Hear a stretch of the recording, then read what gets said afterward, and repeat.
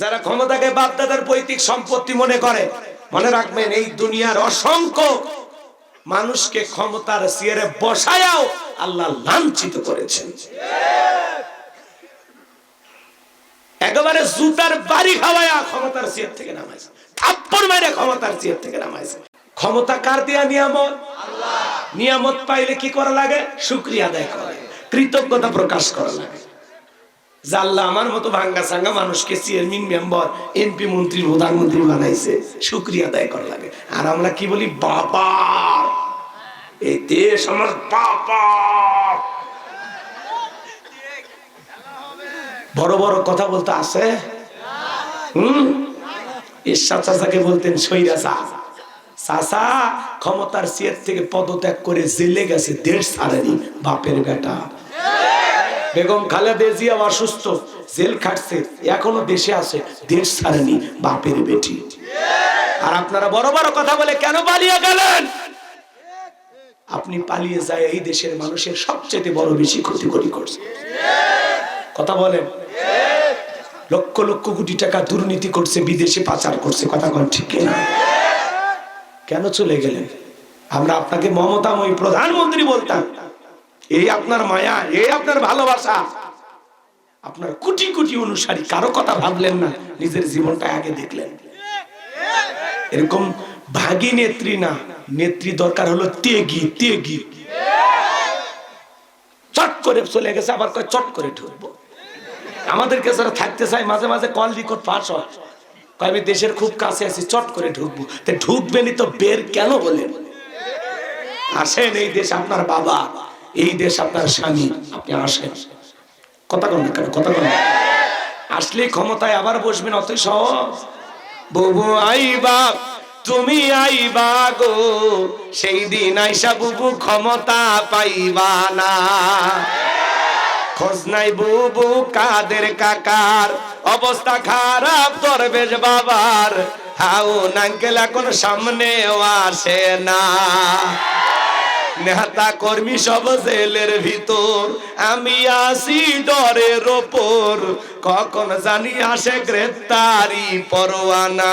বুবু আইবা, তুমি আইবা গো, সেই দিন আইসা বুবু ক্ষমতা পাইবা না। ক্ষমতার চেয়ার থেকে নামা সহজ, কিন্তু ওই চেয়ারে ওটা কঠিন। কথা বলেন ঠিক কিনা? আমাদেরকে সিদ্ধান্ত নেওয়া লাগবে আগামীতে আর যাই হোক কোন নারীকে আমরা প্রধানমন্ত্রী বানাবো না।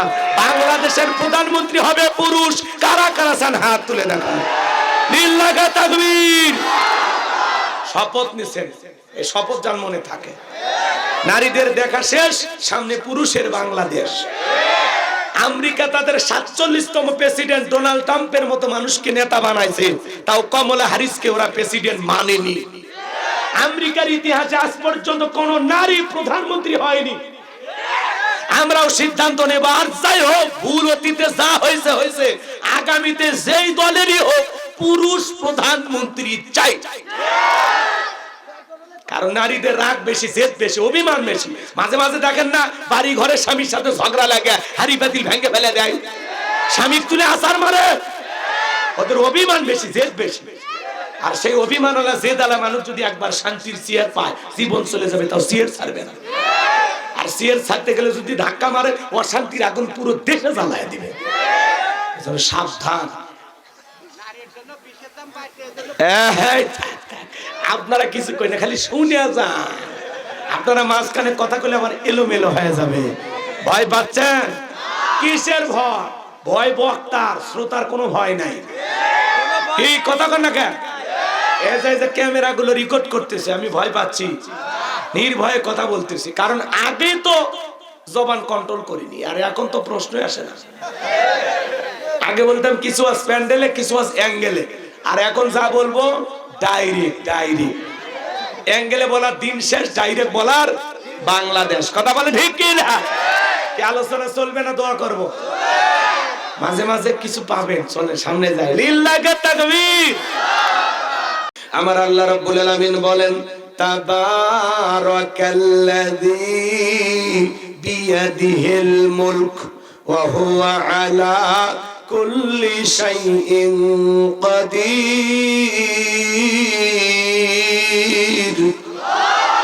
আর একটু জোরে বলেন আল্লাহু আকবার।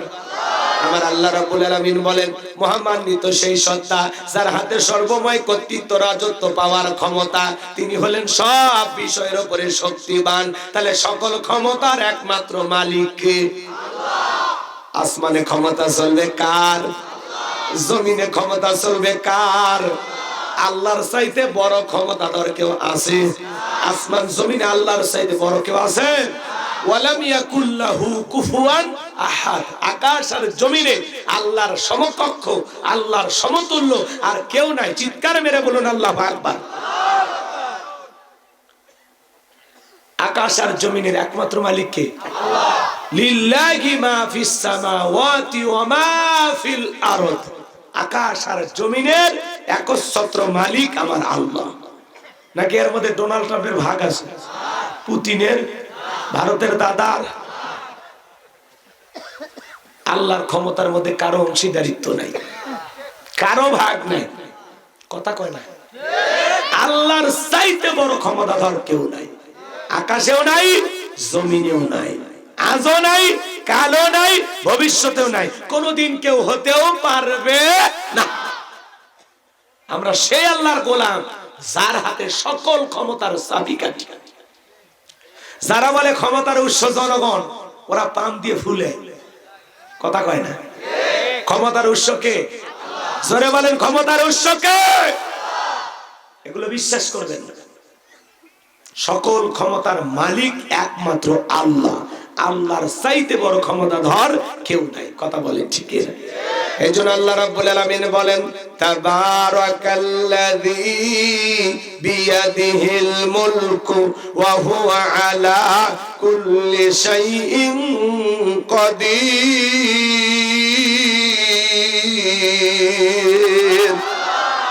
আমার আল্লাহ রাব্বুল আলামিন বলেন, মহামান্বিত সেই সত্তা যার হাতে সর্বময় কর্তৃত্ব, রাজত্ব পাওয়ার ক্ষমতা, সকল ক্ষমতার একমাত্র মালিক আমার আল্লাহ।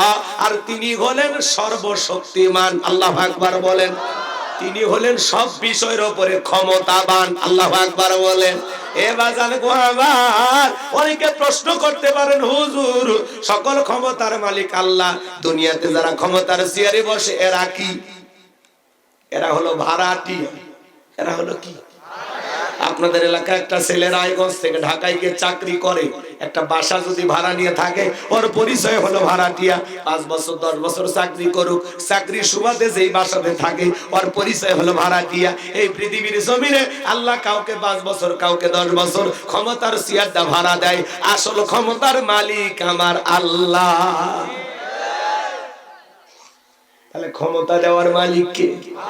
আমার আল্লাহ রাব্বুল আলামিন বলেন, কুলিল্লাহুম্মা মালিকাল মুলকি তুতিল মুলকা মান তাশাউ ওয়া তানজিউল মুলকা মিম্মান তাশা ওয়া তুইজ্জু মান তাশাউ ওয়া তুযিল্লু মান তাশা বিয়াদিকাল খায়র ইন্নাকা আলা কুল্লি শাইইন কাদির।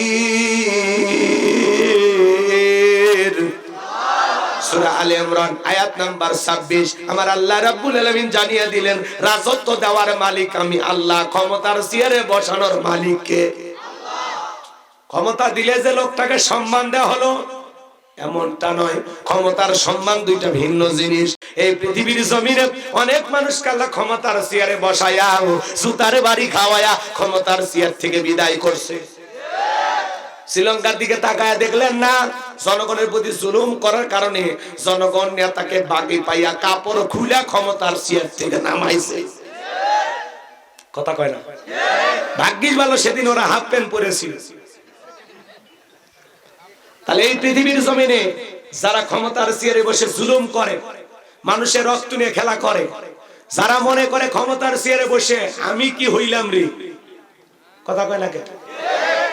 যারা ক্ষমতাকে বাপদাদার পৈতৃক সম্পত্তি মনে করে, মনে রাখবেন এই দুনিয়ার অসংখ্য মানুষকে ক্ষমতার চেয়ারে বসায়াও আল্লাহ লাঞ্ছিত করেছেন। একেবারে জুতার বাড়ি খাওয়ায়া ক্ষমতার চেয়ার থেকে নামাইছে, থাপ্পড় মেরে ক্ষমতার চেয়ার থেকে নামাইছে। কে কে? আল্লাহ। জোরে বলেন কে? সে আল্লাহ বলতেছেন ক্ষমতা দেওয়ার মালিক আমি আল্লাহ। ক্ষমতা দেওয়ার মালিক কে? এরপর আল্লাহ বলতেছেন ক্ষমতা দেওয়ার মালিক আমি আল্লাহ, আবার ক্ষমতা কেড়ে নেওয়ার মালিকও আমি আল্লাহ। ওয়া তুইজ্জু মান তাশা ওয়া তুযিল্লু মান তাশা, সম্মান দেওয়ার মালিক কে? আবার লাঞ্ছিত করার মালিক কে? বিয়াদিকাল খায়র, সকল কল্যাণের চাবিকাঠি কার হাতে? ইন্নাকা আলা কুল্লি শাইইন কাদির, সব বিষয়ের উপরে ক্ষমতা চলবে কার? সব বিষয়ের উপরে একমাত্র ক্ষমতার মালিক কে? কথা ক্লিয়ার নাকি ভেজাল আছে? মন খারাপ করবেন না, সামনে গেলে মজা পাবেন, একটু শুরু করতে দেন। এটা তো আর মেশিন না যে সুইচ মারলে কাজ করবে, একটু সময় নেওয়া লাগবে। রাগ করতেছেন নাকি আপনারা? ক্ষমতার সিয়ের পাইয়াও যারা এই দুনিয়ার জমিনে আদল ইনসাফ প্রতিষ্ঠিত করেছে, ন্যায় বিচার কায়েম করেছে, যারা মনে করেছে ক্ষমতা আল্লাহর দেয়া নিয়ামত, জনগণের দেয়া আমানত। কথা কয় না, কথা কয় না গো। তাহলে ক্ষমতা দেওয়ার মালিককে, কেড়ে নেওয়ার মালিককে, সম্মানিত করার মালিককে, লাঞ্ছিত করার মালিককে, সকল কল্যাণের চাবিকাঠি কার হাতে? আর তিনি হলেন সব বিষয়ের উপরে ক্ষমতাবান। কথা বলেন ঠিক কিনা? আমার ভাইরা দিল দিয়ে কথাগুলো বুঝবেন। এই পৃথিবীর ক্ষমতা আল্লাহ পাক 4 জন মানুষকে দিয়েছিল। পুরো পৃথিবীর ক্ষমতা আল্লাহ কয়জনকে দিয়েছিল? আরেকটু জোরে বলেন কয়জন? আরেকটু জোরে বলেন কয়জন? 4 জন মানুষকে আল্লাহ পাক পুরো পৃথিবীর রাজত্ব পাওয়ার ক্ষমতা দিয়েছিল। আমার ভাইরা 4 জন মানুষ তো দূরের কথা, 4 জন মানুষকে আল্লাহ পুরো পৃথিবীর ক্ষমতা দিয়েছিল। কিন্তু পুরো পৃথিবীর ক্ষমতা তো দূরের কথা, ছোটখাটো পাতি নেতার গরমে এলাকায় থাকা যাইতো না। এই যে ওয়াদা খেলাফকারী, এই যে ভাই, এটা তো কথাই ছিল না। ও এরা আওয়ামী লীগ করে, আপনারাই স্লোগান দিচ্ছেন। না না, এমনি যাচ্ছে পেশাব করতে, বউ মিস করতেছে। অনেকে আবার বউ দেখে ভয় করে, 12টা বাজার আগে দরজা খুলে দেওয়া লাগে। 12টার পরে বউ রাগ করে দরজা খুলবে না। আমি আগে বলছি ওটা বর্ষা করলে কিন্তু আমি ধাম করে ব্রেক করে দেব, কারণ আমাদের কালেকশন হয়ে গেছে, এখন ওয়াজ হয় হোক না হয় না। কথা বোঝেননি? চলেন সামনের দিকে যাই। পরিবেশ নষ্ট করবেন, একজনও উঠবেন না। 12:30 বাজলে চলে গেলে আমার তখন কোনো আপত্তি থাকবে না। আমার ভাইয়েরা দিল দিয়া কথাগুলো বোঝার চেষ্টা করেন বাজার। তাহলে ছোটখাটো পাতি নেতার গরম আসিল না নাই? এখনো আছে না নাই? এবার শোনেন বাজার, আমি যে কথা বলতে যাচ্ছিলাম, বিশ্ব নবীর জামান একটা পাতি নেতা ছিল, এর নাম ছিল মহাবীর আমর। এ ছিল গোত্রীয় লিডার, দলপতি। যেমন এখন বর্তমানে চেয়ারম্যান মেম্বার বলা হয়, সে সময় তাদেরকে বলা হতো দলপতি, গোত্রীয় লিডার, মুরল, মন্ডল, মাতাব্বর। কথা বোঝেন? এরকম একজন ব্যক্তি ছিল, এর নাম হলো মহাবীর আমর। প্রতিমার সামনে দাঁড়ায় শপথ গ্রহণ করে বলতেছে, যতক্ষণ আব্দুল্লাহ বেটা মুহাম্মদ সাল্লাল্লাহু আলাইহি সাল্লামের কাল্লানে ফেলাইতে পারবো, ততক্ষণ পর্যন্ত আমি এক ফোঁটা পানিও পান করব না। জোরে কন নাউজুবিল্লাহ। এটা জোরে কন নাউজুবিল্লাহ। শুনেন, নবীজি কিন্তু মক্কা নাই, নবী হিজরত করে গেছে কোথায়? মদিনায়। নবীজি মদিনায় যাওয়ার পরে ইসলামের প্রচার প্রসার নিয়ে ব্যস্ত। মক্কার কাফেরদেরকে নিয়ে নবীজির কোনো মাথা ব্যথা নাই। কিন্তু মক্কার কাফেরদের ঘুম হারাম। না জানি ভাতিজা মুহাম্মদ মদিনে যায় কি করতেছে, এরা টেনশনে ঘুম হয় না। তো এই যাদের ঘুম হয় না, এদের মধ্যে এই মহাবীর একজন, এই মহাবীর আমর একজন। ও প্রতিমার সামনে দাঁড়ায় বলতেছে, লা তুজ্জা দেবদেবী সরস্বতী রাধা কৃষ্ণ ভগবতী, এই প্রতিমাগুলোর সামনে দাঁড়ায়া, হবলের সামনে দাঁড়ায়া শপথ গ্রহণ করে বলতেছে, যতক্ষণ না আব্দুল্লাহর বেটা মুহাম্মদ সাল্লাল্লাহু আলাইহি সাল্লামের কাল্লানে ফেলাইতে পারবো, ততক্ষণ পর্যন্ত এক ফোঁটা পানিও পান করব না। জোরে কন নাউজুবিল্লাহ। আচ্ছা, আমার নবী কর পাকা ধারে মই দিছে, ওর বাড়িতে কোনোদিন চুরি করতে গেছিল? আমার নবীর কি কোনো অপরাধ আছে ভাই? জোরে কন ভাই, আছে? নাই। তাহলে নবীজি কি অপরাধ? নবীজির কোনো অপরাধ নেই। নবীজি কালেমার দাওয়াত দেয়, ইসলামের প্রচার প্রসার করে, এক আল্লাহর প্রতি মানুষকে আহ্বান করে। এটাই কাফেরদের মাথা ব্যথার কারণ, এটাই ওদের সহ্য হইতো না। ওরা বলতো আমরা 33 কোটি দেবতা মানি, তাই যত সমস্যা। এক আল্লাহকে মানলে সব সমস্যার সমাধান, এটা ওরা বিশ্বাস করতো না। কথাকে বুঝতে পারছেন বাজান? এইবার নবীজির মাথা নেওয়ার জন্য মদিনার পথে রওনা করলেন। আল্লাহ তাআলা এই খবর বিশ্ব নবীর কান পর্যন্ত পৌঁছায়া দিলেন। নবী গো, মক্কার মহাবীর আমর আপনার মাথা নেওয়ার জন্য রওনা করেছেন। নবীজি আমার টেনশনে পড়ে গেলেন, কি করা যায়?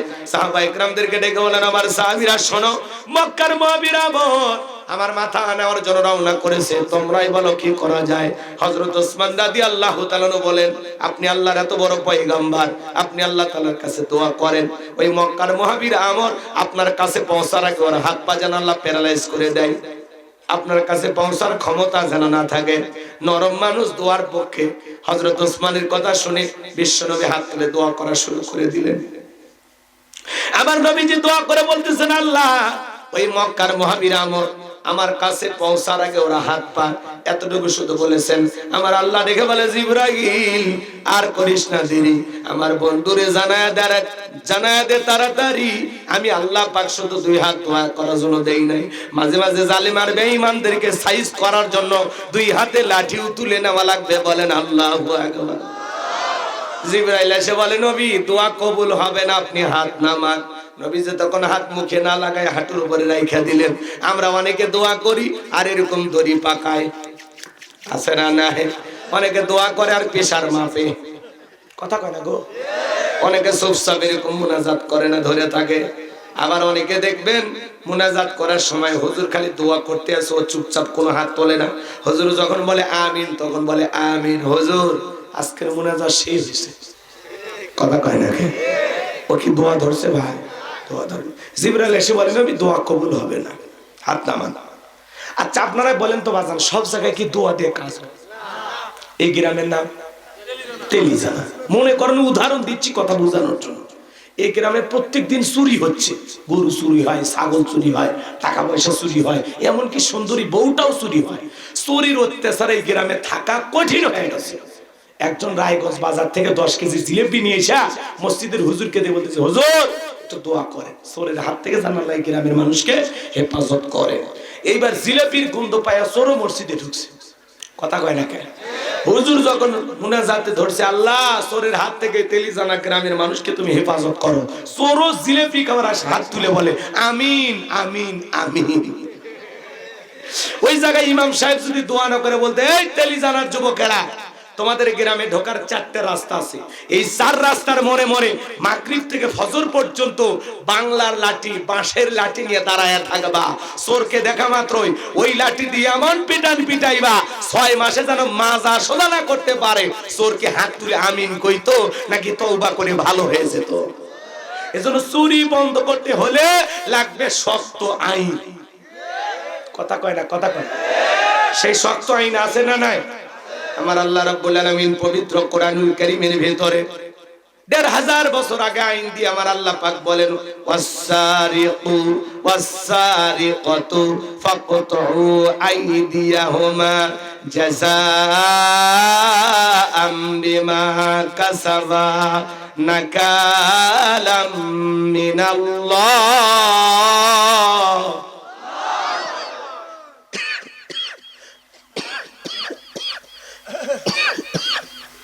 আল্লাহ রাব্বুল আলামিন বলেন, চোর পুরুষ হোক অথবা নারী হোক, আল্লাহর বিধান, আল্লাহর ফয়সালা। যদি অপরাধ প্রমাণিত হয়, চোরের ডান হাতের কবজি কেটে দাও। একটা চোরের হাত কেটে মিডিয়ার মাধ্যমে ফালাও করে যদি আমরা প্রচার করতে পারতাম, বাংলাদেশের সমস্ত চোরেরা তওবা করে আল্লাহর ওলি হয়ে যেত। কিন্তু কে শোনে কারো কথা? আজও গেল না মনের ব্যথা। এখন উচিত কথা যদি কই, পিঠের ওপর দিয়ে যাবি মই। এই আনন্দে কিছু লোক কিনে খাবে বগুড়ার স্পেশাল দই, কথা বলেন ঠিক কি না? যত দোষ নন্দ ঘোষ, সত্যটা বললে দোষ, করলে অন্যায়ের প্রতিবাদ, নামটা হবে তোমার মৌলবাদ, নামটা হবে তোমার জঙ্গিবাদ। ১৫০০ বছরের আইন বর্তমান বিশ্বের নেতাদের কাছে পছন্দ হয় না। ওরা বলে এগুলো ব্যাকডেট, এগুলো চলবে না।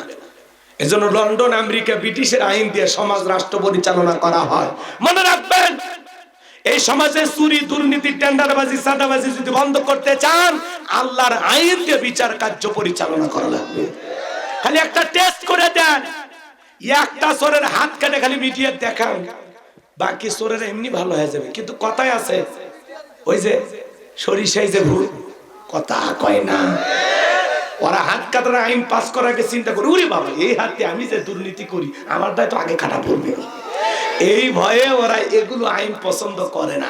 এত প্রশাসন লাগে, খালি আল্লাহ 2-4টা আইন চালু করেন না, একটা খালি টেস্ট করে দেখে পুরো বাংলাদেশ ক্লিয়ার হয়ে যাবে। এত চুরি ছিনতাই বাংলাদেশের অহরহ জায়গায় ঘটতেছে। কথা কন, কথা কন।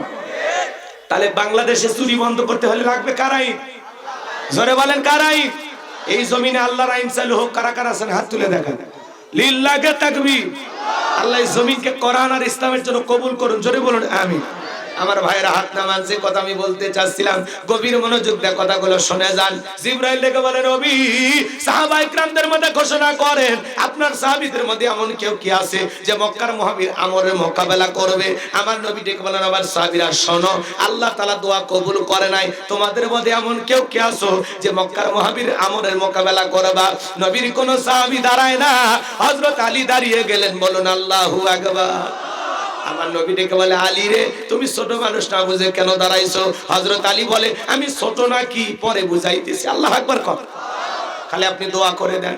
আমার নবী বলে, আলী তুমি বসো। তুমি কি জানো ওই মক্কার মুহাবির আমর একবেলা খাবার খাই 21 কেজি 3.5 মণ ওজনের তরবারে যুদ্ধ করে।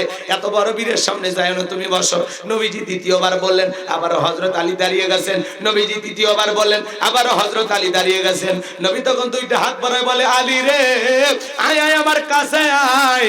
এই কথা বলে বিশ্ব নবী আলীকে বুকের সঙ্গে জড়ায় নিল আর ডেকে বলে, আলী এত বড় বীরের সামনে যাইতে চাস, তোর কি জানে মায়া দয়া নাই? হযরত আলী ডেকে বলে, নবী আপনি শুধু আমাকে দোয়া করে ছেড়ে দেন, ওই আমর চেহারা দেখার আগে ওরে আমি জমিন থেকে বিদায় করে দেব। আমার নবী ডেকে বলে, আলী খালি হাতে দোয়া করলে হবে না। ওসমান তোমার বাড়িতে কি তরবারি আছে? হযরত ওসমান বলে, আমার বাড়িতে তরবারি আছে 27 ইঞ্চি লম্বা। এখন তো তরবারির কথা শুনলে বলে জঙ্গি। কথা কন না কেন? হযরত ওসমান তরবারি এনে দিলেন।